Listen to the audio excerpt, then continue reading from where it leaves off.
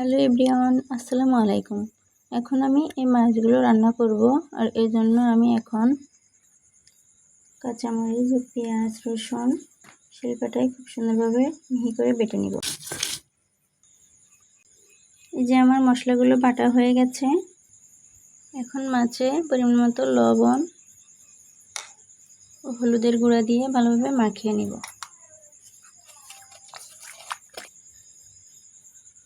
লবণ হলুদ মাখানো হয়ে গেছে, এখন রান্না শুরু করব। এবার আমি রান্না শুরু করার জন্য চুলায় একটা প্যান বসিয়ে দিয়েছি।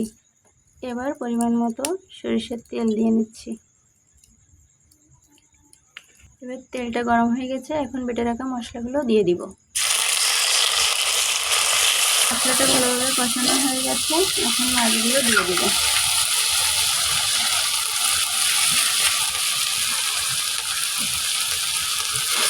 মাছগুলো ভালোভাবে কষিয়ে নিব।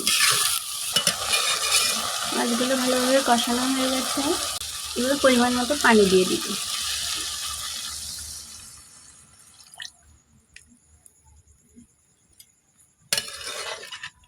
এবার এটা ঢাকনা দিয়ে ঢেকে দিব।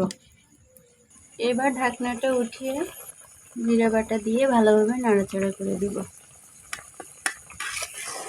ঝোলটা প্রায় কমে এসেছে, কিছুক্ষণ রান্না করার পর নামিয়ে নিব।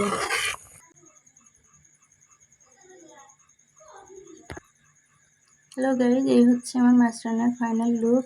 রান্নাটা কেমন হয়েছে অবশ্যই কমেন্টে জানাবেন, আর যদি ভিডিওটি ভালো লাগে অবশ্যই লাইক, কমেন্ট ও শেয়ার করে পাশে থাকবেন। আল্লাহ হাফেজ।